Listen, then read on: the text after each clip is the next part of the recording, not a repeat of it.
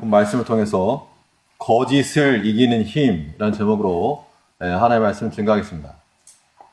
이 힘이라고 하는 것은 자기를 지킬 수 있는 그런 능력이기도 하고, 또 사람이 힘이 있으면 그 힘을 가지고 자기를 감출 수도 있습니다. 그래서 세상의 권세, 권력을 가지고서 자기를 드러내기도 하고, 또 그런 것을 가지고서 자기를 감추기도 합니다. 이런 힘이라고 하는 것이 꼭 자기 자신에게만 있어야지 이런 일을 할 수 있는 것은 아닙니다. 비록 나의 것은 아니지만 우리가 힘의 영향권 아래 있으면 그 누구의 힘이라도, 다른 사람의 힘이라도 내가 그 힘을 빌어 쓸 수가 있으면 동일한 효과를 볼 수 있는 겁니다. 그럴 때 우리가 이 힘의 원천에 연결되어서 하는 것, 우리로 하여금 능력 있는 삶을 갖게 만드는 겁니다. 우리 성도들의 힘의 원천은 하나님께 있죠.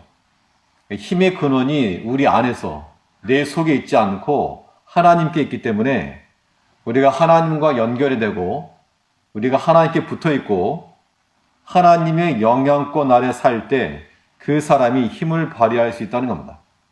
그러면 어떠한 시험이 오거나 또 어떠한 그런 우리를 대적하는 그런 원수가 와도 이겨낼 수가 있고, 물리칠 수가 있고, 지켜낼 수 있다는 것이죠.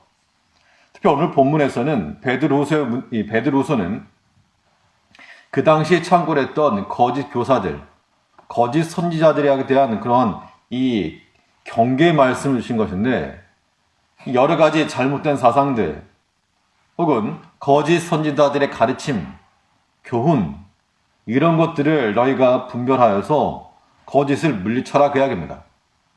이런 거짓된 것을 물리치려면 그럼 어떻게 할 것인가? 그 당시만 이 거짓 선지자들이 있는 것이 아니라 지금도 있습니다. 지금도 세속에 속한 그러한 교훈이 있고, 인본주의적 사상이 있고, 또 하나님 없이 살고자 하는 그러한 생각들, 또 하나님 말씀을 이 능력이 없는 것으로 알고, 또 꾸며낸 것으로 알고, 그러한 생각 아래서 이 거짓된 사상과 이 거짓을 어떻게 물리칠 것인가 라고 하는 겁니다. 본 말씀을 통해서 이 거짓을 물칠 수 있는 힘에 대해서 살펴보도록 하겠습니다. 먼저는 이 거짓을 어떻게 물리치겠는가? 이 믿음의 수고를 통하여 거짓을 이길 수 있다는 겁니다. 모든 거짓된 행동과 그 거짓된 사상은 우리의 믿음의 수고를 통하여 이길 수 있다는 겁니다. 이 눈에 보이는 것만을 따라갈 때 그것을 우리가 세상의 수고라고 말할 수 있습니다. 이 세상의 수고는 눈에 보이는 걸 따라가는 것이죠. 물질 따라가는 것이고, 또 명예 따라가는 것이고, 사람 따라가는 것이고, 또 좋다고 말하는 것 따라가는 겁니다.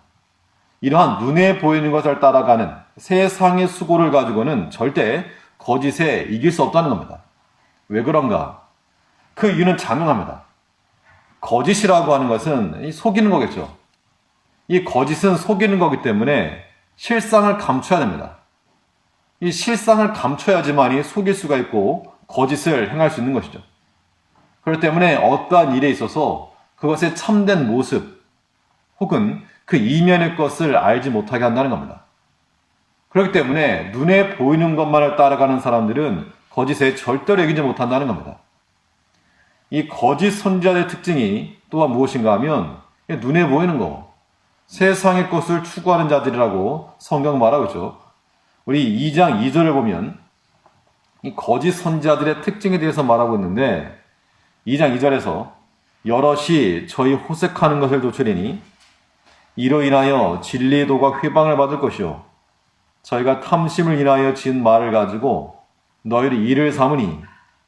자, 여기서 나오는 것이 세 가지가 있는데, 이 거짓 선지자, 거짓 교사들의 특징 가운데 하나가 호색이라 하였고, 탐심이라 하였고, 또 이득이다 그랬습니다. 결과적으로는 하나님을 섬기는 그런 하나님의 사람들이 아니라 탐심을 따라가고 자기 자신의 이득, 자기 자신의 이익을 추구하는 것이 바로 이 잘못된, 거짓된 교사들의 가르침이라는 겁니다. 그렇기 때문에 우리가 눈에 보이는 것만 따라가다 보면 이런 가르침에 현혹이 될 수가 있고 넘어갈 수 있는 겁니다. 오늘 본문에서 이 잘못된 가르침을 가르치던 사람, 또 잘못된 가르침에 넘어갔던 사람, 그 대표적 예로서 발람의 이야기가 나오고 있습니다. 발람. 이 발람은 어떤 사람이었는가 하면 민수기에 보면 그는 선지자였습니다. 어떤 선지자였는가? 앞으로 이스라엘 민족이 이 유대 백성들이 어떻게 될 것인지 그 장래일을 예언하는 선지자였습니다. 어떤 것까지 예언했는가 하면 장차 예수께서 메시아께서 임하실 것에 대해서도 예언했습니다. 내가 보니 이것은 가까운 일이 아니고 먼 장래일이다. 한 홀이 야곱에게서 나올 것이며 보면 예수님의 오실 것을 예언한 것인데 주의 초림을 예언한 선지자였을지라도 그 능력의 예언이 있었어도 그가 불의의 삭슬을 따라가다가 망했다 그랬습니다. 오늘 본문 12절 말씀 보면 그러나 이 사람들이라고 하는 것은 이 거짓된 가르침을 하는 사람들입니다.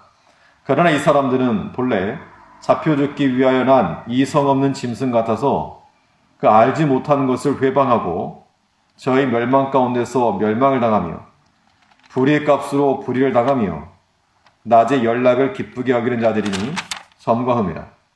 너희와 함께 연화할 때 저희 간사한 가운데 연락하며 음심이 가득한 눈을 가지고 범죄하기를 쉬지 아니하고 굳세지 못한 영혼들을 유혹하며 탐욕에 연단된 마음을 가진 자들이니 저주의 자식이라.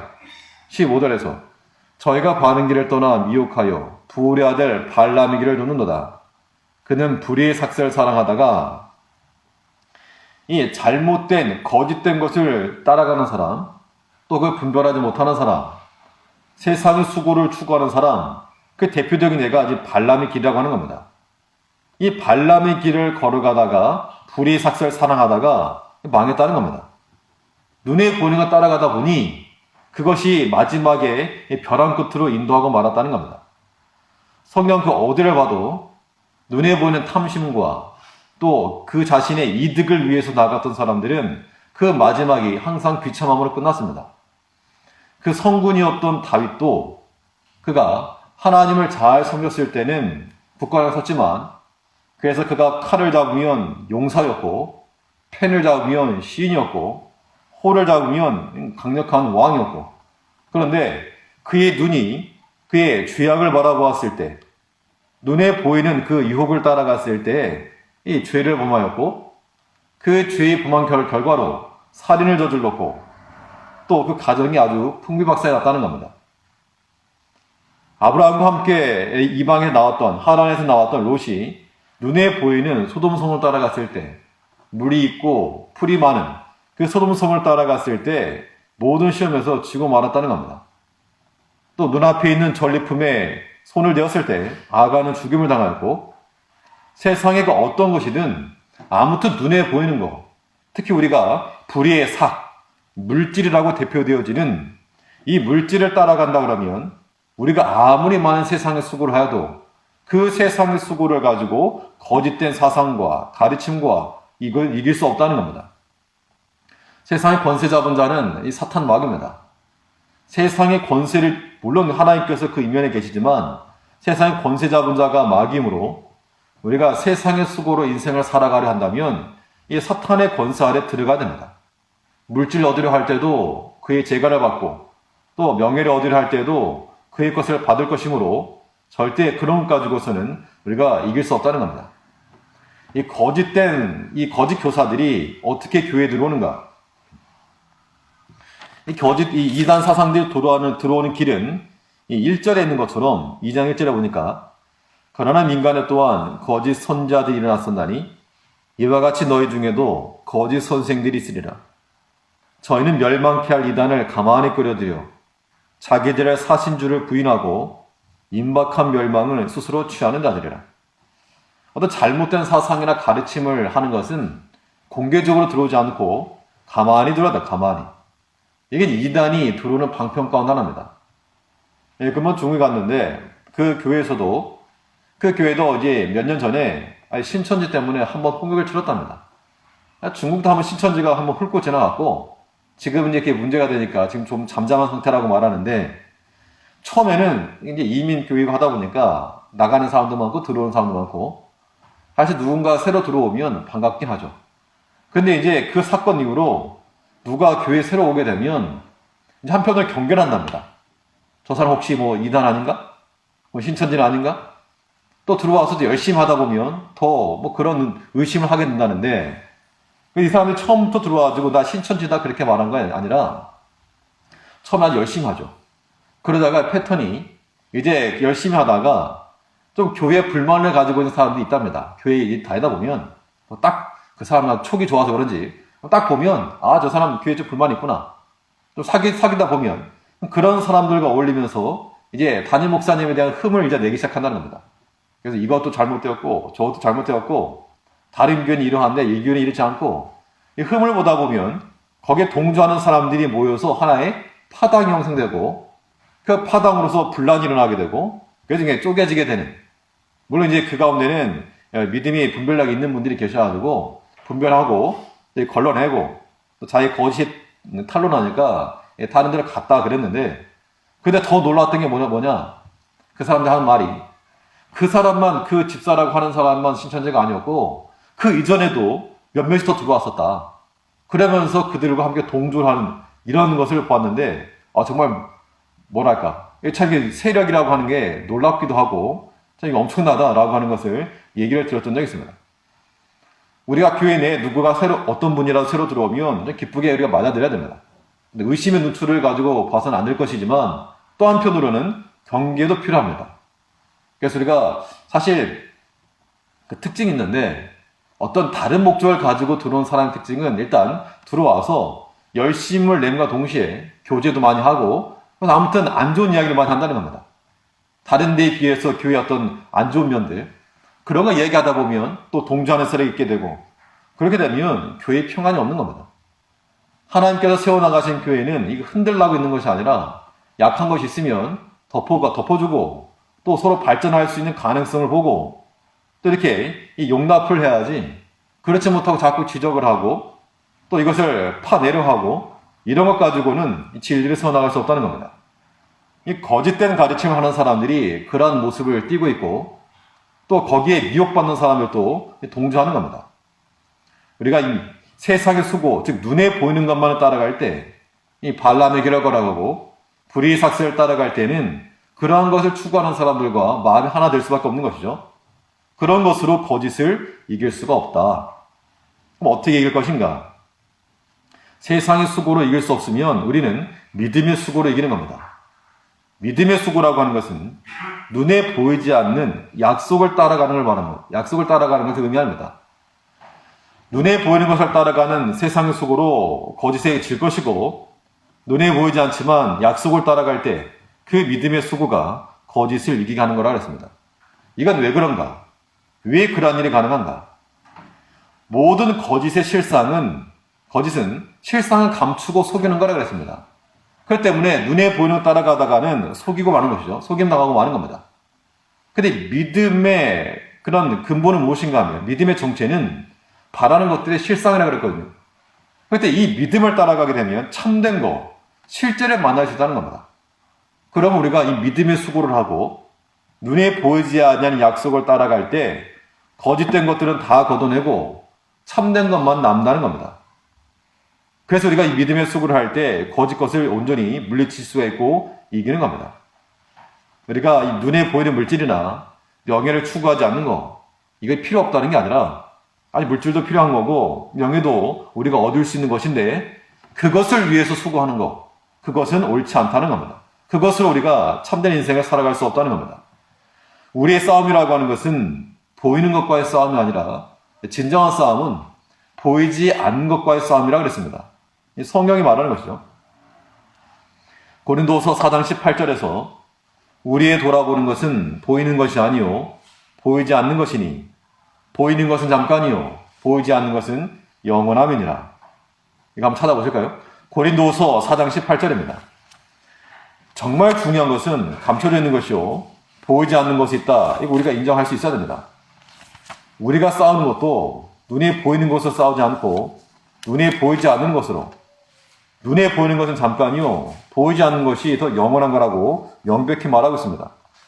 고린도후서 4장 18절 말씀에 290조, 한번 같이 읽으시죠. 읽겠습니다. 우리의 돌아보는 것은 보이는 것이 아니요 보이지 않는 것이니 보이는 것은 잠깐이요 보이지 않는 것은 영원함이니라.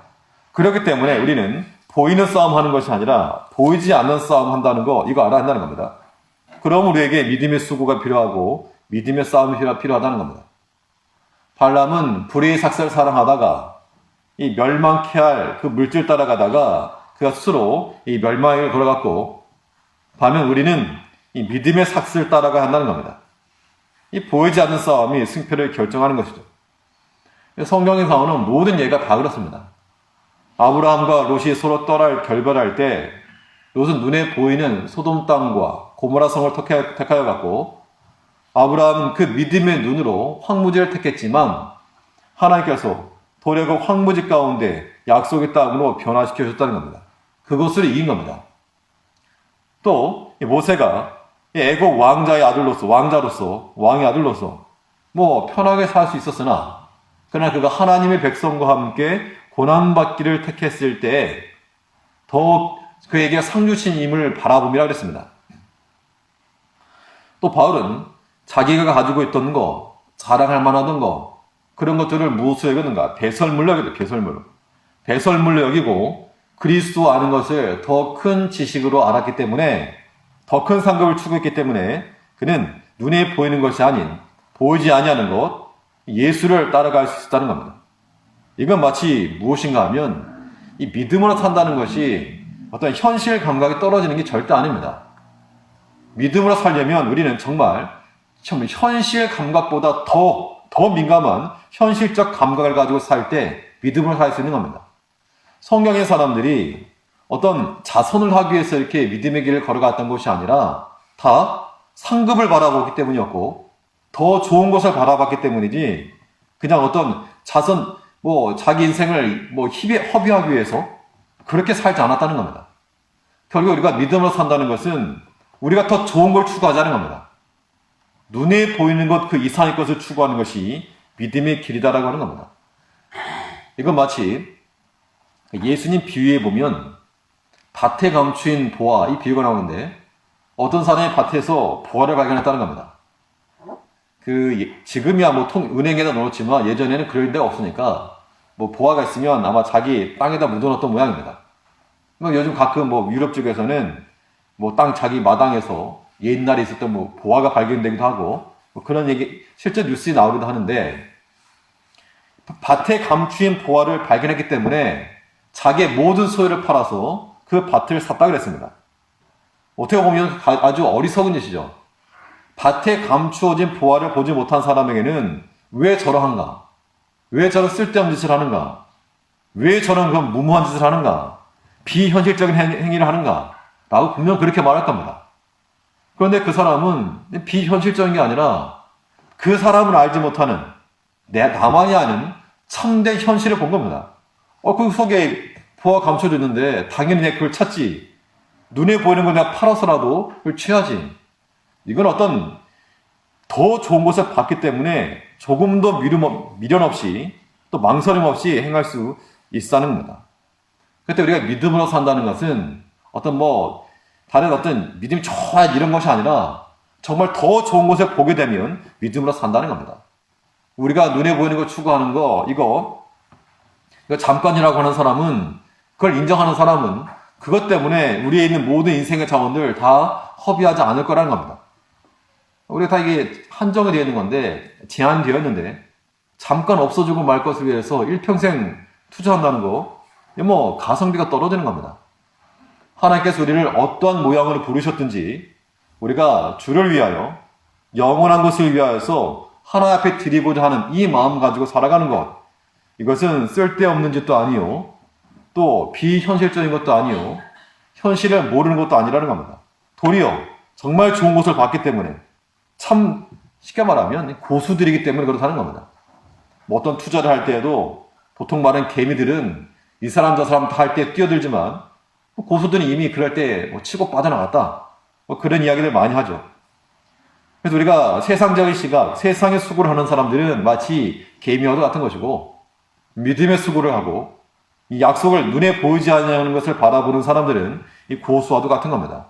더 많은 그런 차익과 더 많은 현실적인 유익을 얻을 수 있는 것이 바로 믿음의 삭, 이것을 따라가는 것이 있다는 겁니다. 믿음의 삭이라고 하는 것은 물질 따라가서 얻을 수 있는 것이 아니라 오직 약속의 말씀을 따라갈 때 하나님이 주시는 거라고 우리는 말할 수 있는 겁니다. 우리가 거짓에 대해서는 바른 길에 서 있기만 해도 이길 수 있다고 했습니다. 15절에 보니까 15절 말씀에서 저희가 바른 길을 떠나 미혹하여 부올의 아들 발람의 길을 쫓는도다. 그는 불의의 삭을 사랑하다가 바른 길에서 떠나지만 않았어도 거짓에 빠지지 않았을 거라고 하는 것을 말하고 있는 겁니다. 이건 오늘날 우리에게 주시는 경고입니다. 믿음의 수고라 그랬습니다. 수고하는 거기 때문에 여기 힘이 들어가야 되고 또 여기는 공력이 들어가야 마땅합니다. 믿음으로 한다 했을 때 여기 또 희생이 들어갈 수 있고 또 자기의 여러 가지 물질도 들어갈 수 있는 겁니다. 그런 믿음의 수고를 통해서 믿음의 자기 자리를 지켜내는 것, 이것이 우리가 바른 길에 서 있는 것이요 또 믿음의 수고요 거짓을 이길 수 있는 길이 된다는 겁니다.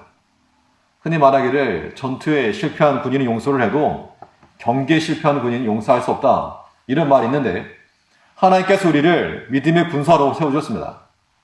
하나님께서 우리를 각 교회에서나 가정에서나 우리의 포지션을 주셨는데 그 위치에서부터 우리가 벗어나지 않고 또 다른 곳에 가 있지 않고 정 위치하고 있어야 한다는 겁니다. 그것이 곧 우리가 믿음의 수고를 하는 것이요 또 믿음 안에 바로 서는 것이요 모든 거짓된 것을 이겨낼 수 있고 참된 것을 세워나가는 길이 되는 겁니다. 자기 자리를 지키지 않는 그 대표적인 사람이 누구였는가? 물론 발람도 그러하겠죠. 당연히 이 발람도 하나님의 백성들을 축복을 하고 위하여 기도해 줘야 될 그 사명의 자리가 있는데 거길 떠나서 백성들을 도리어 이 저주하려고 가다가 이런 일을 당한 겁니다. 자기 자신의 사명의 자리를 이탈한 거 맞죠? 또 더 근본적으로는 하나님께서 세워놓으신 천사들 가운데 어떤 일부 천사가 이 자기 처소를 떠났다 그랬습니다. 하나님과 비기겠다, 그런 마음이 있을 때 그가 타락하였고 하나님의 심판 가운데 들어갈 수밖에 없었던 겁니다. 하나님께서 우리에게 각자의 그런 달란트를 따라 또 부르신 대로 우리에게 세워놓으시는 그런 자리가 있다는 겁니다. 그 자리를 어떻게 할 것인가? 지키라는 얘기, 지키라고. 바른 길을 지키는 것이 우리가 진리 가운데 쓰는 것이요 또 모든 거짓된 것을 이기는 겁니다. 이 하나님께서 세우신 자리를 지켜내기 위해서 믿음의 수고가 필요하죠. 당연히 섬김도 필요하고 희생도 필요하고 여러 가지 고생도 필요하다는 겁니다.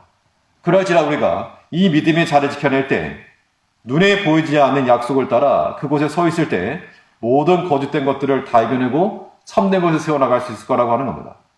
우리가 거짓을 물리치려면 이 힘은 어디서 주어지는가?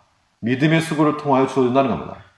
근데 발람의 길, 불의의 삭을 사랑하는 것이 아니라 믿음의 삭을 사랑하여 믿음의 길을 걸어가고 하나님께서 세워놓으신 그 자리에서 주의를 감당해낼 수 있는 우리가 되어야 될 것입니다. 또 둘째로 거짓을 물리칠 수 있는 힘은 어디서 어떻게 주어지겠는가? 말씀이 연단받은 마음으로 거짓을 이길 수 있다고 했습니다. 우리 마음이 하나님 말씀이 연단받았을 때 연단받았다는 얘기는 훈련되었다는 얘기죠. 그 말씀이 훈련되어서 아주 날렵하고 민첩한 하나님 말씀에 대해서 빠르고 신속한 반응을 보일 수 있을 때 모든 거짓을 이길 수 있다고 했습니다.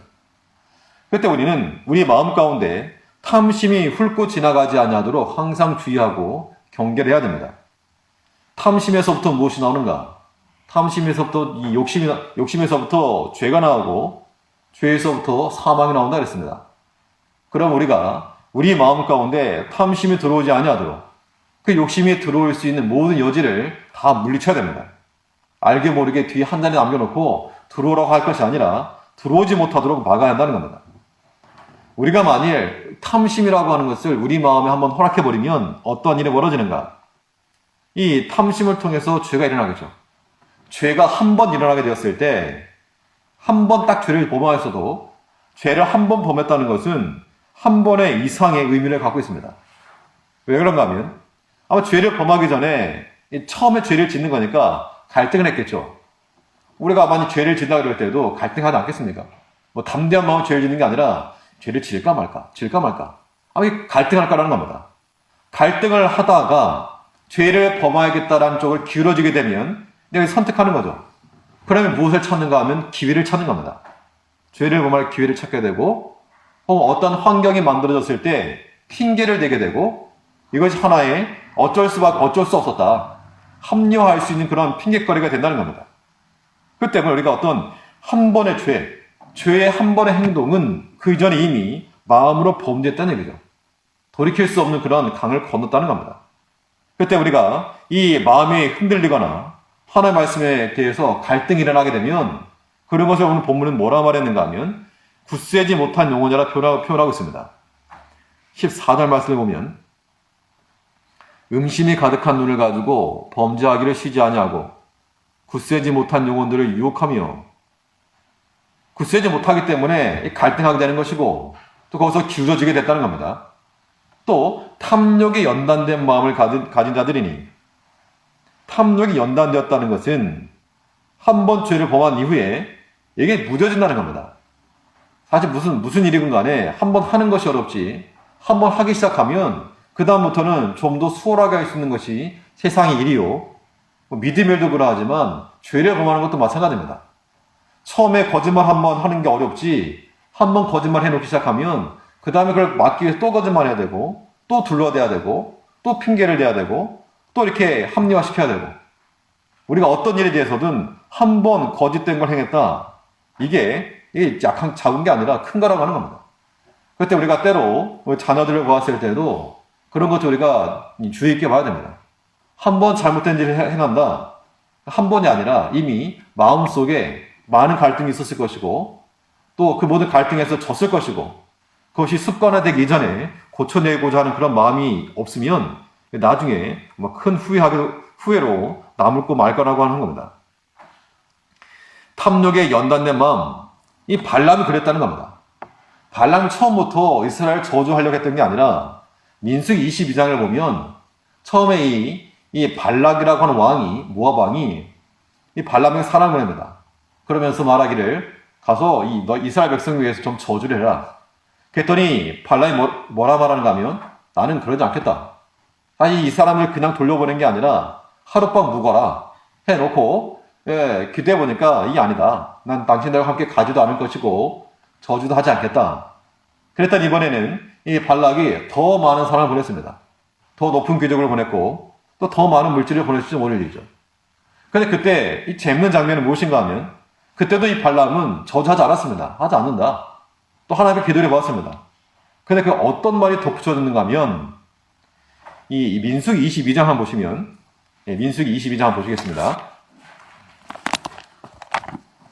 탐심이 들어오게 되면 사람이 어떻게 되는지를 보여주고 있는 겁니다. 자기는 아니라고 말하지만 민수기 22장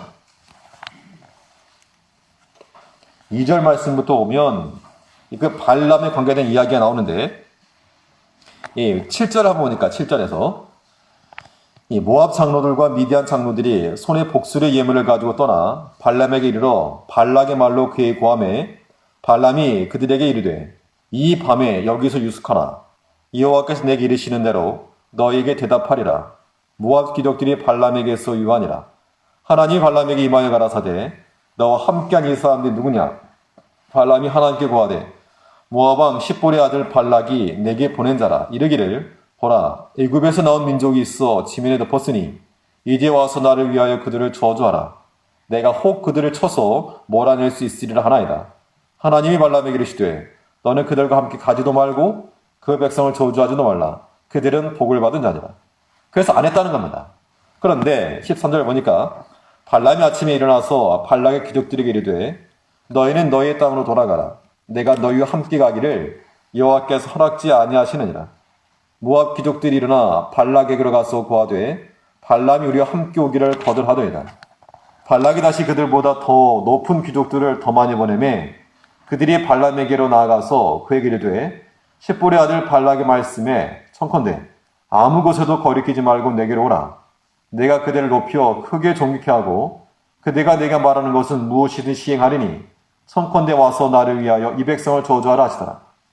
18절 말씀 보니까 이게 이제 이 발람이 어떻게 변화되었는가 하는 장면입니다.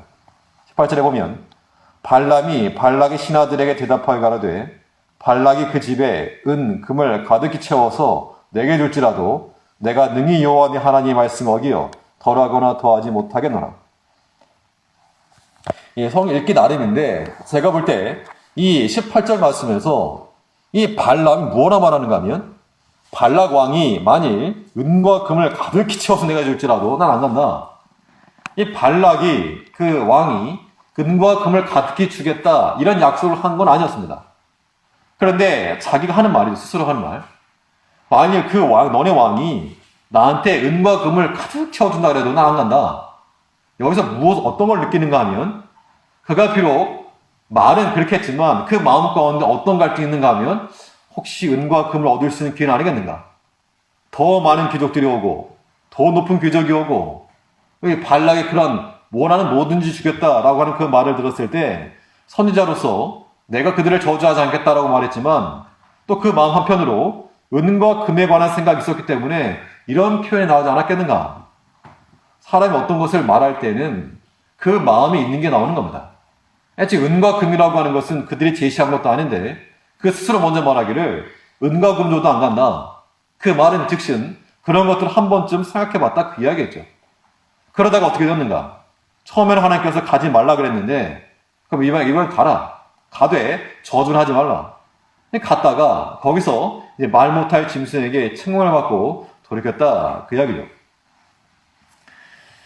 갈등의 단계에서 점점 죄악으로 기울어지게 되면 이게 물질의 탐심의 그 틈을 보인 겁니다. 그렇게 되면 하나님께서 기울어지게 놔두셨습니다. 왜냐하면 그 자기 자신 욕심을 따라서 잘못된 길로 가다가 스스로 멸망에 빠진 겁니다. 탐심이 마음에 가득했기 때문에 내 마음을 탐심 훑고 지나갔기 때문에 내 아직 마음이 쑥대파이 되었다는 겁니다. 그런 것도 우리가 조심해야 됩니다. 사람의 마음이 기울어지게 되면 그 방향으로만 보이게 됐다는 겁니다. 내가 저기 가야 되는데 생각하면 그쪽으로 갈 수 있는 방편만 보이게 되는 겁니다. 뭘 봐도 이렇게도 갈 수 있고 저렇게도 갈 수 있고 혹은 내가 이것을 해야 되는데 라는 생각을 하고 있으면 아무튼 뭘 봐도 다 이걸 하는 쪽으로 보이게 된다는 겁니다. 정확한 판단하기가 어렵다는 얘기죠. 그런 데서 잘못된 판단이 나오게 되고 발람의 길을 걸어가게 된다 그 이야기입니다. 그럴 때에는 우리가 객관적인 판단을 하기 어려우면 주변의 충고도 좀 들을 필요가 있고 또 믿음의 그런 선진자들, 믿음에 있는 사람들의 권면도 또한 들을 필요가 있는 겁니다. 그래서 우리가 비록 이 발람이 가서 기도를 하였지만 탐심을 가지고 기도하였기 때문에 이 죄의 결과를 맺고 말았다는 겁니다. 죄의 거짓에 사로잡혔죠. 이길 수 없다는 겁니다. 그러므로 탐심이 우리 마음을 훑고 지나갈 것이 아니라 우리가 거짓된 것을 이기려면 하나님의 말씀으로 우리 마음을 검증해야 됩니다. 탐욕에 연단된 마음이 아니라 말씀에 연단된 마음이 당연히 돼야 되겠죠. 말씀에 연단된다는 것은 우리가 지식적인 것 그 이상의 것을 안다는 겁니다. 아는 것만큼이나 행동이 나올 때 그때 말씀에 연단받은 마음이라고 말할 수 있는 겁니다. 또 외국어를 배울 때 단어는 아는데 말이 안 나올 경우가 있습니다. 단어는 아는데 영어를 할 때 단어는 아는데 말이 안 나온다. 이것은 곧 연단되지 못했기 때문에 그런 거죠. 자연스럽게 연단될 때까지 그런 과정이 일어났으면 훈련되었으면 자연스럽게 나온다는 겁니다. 하나님 말씀이 연단되었다는 것은 그 말씀과 우리의 삶이 일치할 수 있다는 것을 말하고 있는 겁니다. 오늘날 현대인들 가운데 가장 큰 문제는 우리가 알고 있는 말씀과 또 실천적인 말씀이 서로 다르다는 것이죠. 또 우리가 오해하고 있는 것 가운데 하나가 무엇인가 하면 내가 알고 있는 말씀이 곧 나의 믿음이라 착각한다는 겁니다. 목회자 입장에서라면 내가 본인이 설교하는 것이 자기 믿음이라 착각하기 쉽고 또 성도들은 자기가 들은 말씀이 자기 믿음이라고 착각하기 쉽다는 것인데 우리는 단지 말하고 듣는 것 이상으로 우리 삶에 인격화되어야 되고 실천적으로 나타나는 것만이 참된 그러한 우리의 신앙이 된다는 겁니다. 우리가 이 탐욕에 연단된 것이 아니라 말씀이 연단된 마음을 가지고 있을 때 거기서부터 우리가 흔들림이 없을 수가 있고 또 욕심에 끌려가지 않을 수 있다고 하는 겁니다. 우리가 말씀이 연단받지 못하면 굳게 서지 못하면 영혼의 힘이 떨어지는 겁니다. 운동선수들이 뭐 동계훈련, 경기가 없을 때 그 동계훈련을 통해서 많은 체력을 비축해놔야 나중 하반기쯤에 가서도 체력이 떨어지지 않는 겁니다. 우리가 하나님의 말씀으로 잘 연단을 받아야지만이 어떤 시험에 때라도 이 영혼의 힘이 떨어지지 않고 이겨내는데, 그렇지 못하기 때문에 처음에는 말씀으로 버티는 것 같다가도 시간 지나면서 흔들리고 미혹받고 갈등하고 넘어지고 만다는 겁니다. 마치 14절에 있는 것처럼 굳세지 못한 영혼이라고 해요. 굳세지 못한 영혼. 그런 자들이 미혹을 받는 겁니다. 또 그런 자들이 넘어지게 돼 있고, 우리를 미끄러지게 하는 그런 이끼와 같은 욕심이, 그런 탐심이 우리 마음에 끼지 않도록 제거해야 됩니다. 흔들리고 요동하는 마음을 우리 주의 말씀으로 굳게 하여 그 반석 위에 오늘을 서서 흔들리지 아니하는 믿음을 가질 때, 우리 영혼이 굳세게 설 때, 말씀이 연단된 마음이 있을 때 모든 거짓된 것들 다 물리치고 시험을 이겨낼 수 있을 거라고 하는 겁니다. 이런 모습이 우리 가운데 있을 때 우리가 참된 것에 붙들며 살아갈 수 있는 겁니다. 욕심이 우리 마음을 훑고 지나가지 못하도록 말씀이 연단되어서 어떤 말씀이라도 우리에게 나타나고, 또 어떤 시험이라도 다양한 말씀으로 막아낼 수 있는 그런 믿음의 실력들이 우리 가운데 있어야 될 것입니다. 첫째로, 이 또 거짓을 이길 힘은 어떻게 주어지는가? 이 양심의 작용으로 거짓을 이길 수 있다고 했습니다. 이 사람에게 있는 양심이라고 하는 것은 하나님께서 주시는 그러한 영적 제어 시스템이라고 말할 수 있습니다. 내가 잘못하고 있다는 것을 어떻게 하는가? 내가 잘못 나가고 있다는 것을 아는 그 방법 가운데 하나는 우리의 선한 믿음의 양심이 작용하게 되면 우리 자신이 잘못되었다라고 하는 것을 알 수 있다는 겁니다. 이 양심이 제대로 작동만 하면 잘못된 길을 가다가도 멈출 수가 있는데, 이 양심이 화인 맞거나 이 고장 나버리면, 작용하지 않으면 마치 브레이크가 고장난 그런 차량처럼 위험한 순간을 맞이하고 만다는 겁니다. 누가? 우리 자신이 그렇다는 겁니다. 16절 말씀을 보면, 자기의 불법을 인하여 책망을 받되 말 못하는 나귀가 사람의 소리로 말하여 반란이 불의의 삭슬을 사랑하고 또 이 탐욕의 길을 걸어갔다 그랬습니다. 그 불법을 행할 때 책망을 하셨는데, 책망을 받되 처음에는 몰랐다 그 이야기입니다. 양심이 무뎌지다 보니까 하나님의 군대 장관 앞에 섰는데 나귀는 그 군대 장관을 보고 무서워서 피했는데, 이 발람은 그걸 보지 못해서 이 나귀를 채찍질했다 그랬습니다. 우리 양심이 많이 무뎌져 버리게 되면 성령께서 우리 음성에 고하시는 거죠. 양심을 통해서. 그러고도 속이 편하냐? 혹은 이건 옳지 않다. 이런 양심의 고함을 주실 때 우리 양심의 가책을 듣고 우리가 하던 행동을 멈추거나 혹은 하지 않으려고 했던 것들을 행할 수 있어야 한다는 겁니다. 이게 이제 제대로 된 믿음의 양심의 작동이죠. 양심이 작동되지 않으면 알긴 아는데 내 마음에 깨달아지기도 하고 또 내 마음의 양심이 좀 울림이 있기도 하는데 우리가 그걸 거절한다는 겁니다. 때로는 의도적으로나 아니면 비의도적으로. 그럴 때 책망을 해도 책망을 받을 수 없는 것이죠. 더 큰 위기가 자기에게 오고 만다는 겁니다. 우리 하나님을 섬길 때 양심을 따라 하나님 섬겨야 됩니다. 양심이라고 하는 것은 하나님께서 거주하시는 그런 내적 공간이라고 우리가 이해할 수가 있고, 또 바울은 사도행전 23장에서 말하기를 내가 범사의 양심을 따라 하나님을 섬겼다 그랬습니다. 맨날 뭐 환상을 보거나 그런 게 아니었습니다. 매일 환상을 본 게 아니라 뭐 어쩌다 한 번 있었고 특별 기도도 어쩌다 한 번 했지 뭐 그렇게 매일처럼 금식 기도하거나 그러지 않았겠죠. 그런데 평상 이 범사의 행함이 더 많았는데 그 범사에 어떻게 지내는가? 양심을 따라 하나님 섬겼다라고 말하고 있는 겁니다. 때로 양심에 그만둬라 하면 자기 자신이 셋째 하늘에 갔다 왔던 그 경험을 말하려고 했다가도 내가 그만두노라 라고 하였고, 또 이쪽은 가지 않으려 마음을 먹었다가도 이 마겔리아 사람이 꿈에 나타나서 손짓하는 것을 보고 하나님이 가라는가 보다 자기에게 계획 다 내려놓고 가지 않으려고 했던 쪽으로 움직여 나아갔다는 겁니다. 이것이 양심을 따라 하나님을 섬기는 겁니다. 양심을 버리는 것은 자기 영혼을 포기하는 것과 똑같습니다. 하나님께서 우리의 양심을 고하시는데 자꾸 이 양심의 소리를 안 들으면 성경이 뭐라 말하고 있는가? 믿음이 파산했다라고 말하고 있습니다. 디모데전서 1장 19절에서 믿음과 착한 양심을 가지라. 어떤 이들이 이 양심을 버렸고 그 믿음에 관하여는 파산하느냐. 믿음이 침몰했다 그 이야기입니다.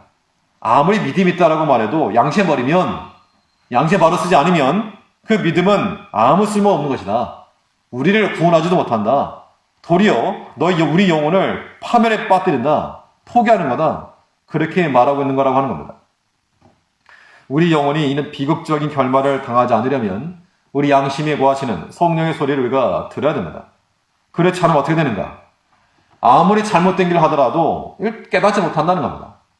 오늘 본문에서 이걸 뭐라 표현했는가 하면, 저는 개인적으로 제 개인적인 신앙생의 삶을 돌이켜보면서 기도할 때마다 이 말씀 조금 묵상하기도 하는데, 자기 자신의 잘못된 길을 나아가는데 깨닫지 못하였을 때 그걸 뭐라고 표현했는가 하면 16절을 보니까 자기의 불법을 인하여 책망을 받되 말 못하는 나귀가 사람의 소리로 말하여 이 선자의 미친 것을 금지하느니라.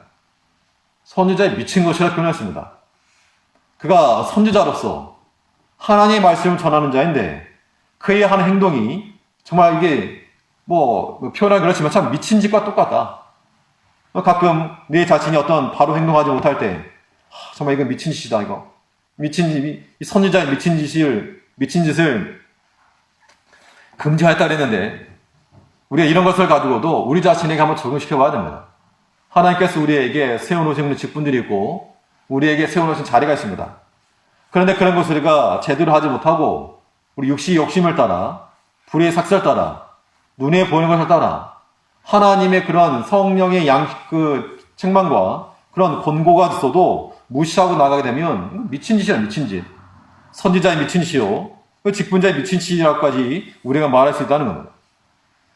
적이 쳐들어오는 것이 때로 우리에게 위기이긴 하지만 경고가 울리고 잘 대처만 하면 두려워할 것도 없는 겁니다. 거짓이 우리에게 다가올 때마다 우리 양심의 알람을 듣고 경계하며 물리칠 수 있는 우리가 되어야 할 거라는 겁니다. 거짓을 물리칠 수 있는 힘이 어떻게 주어지는가?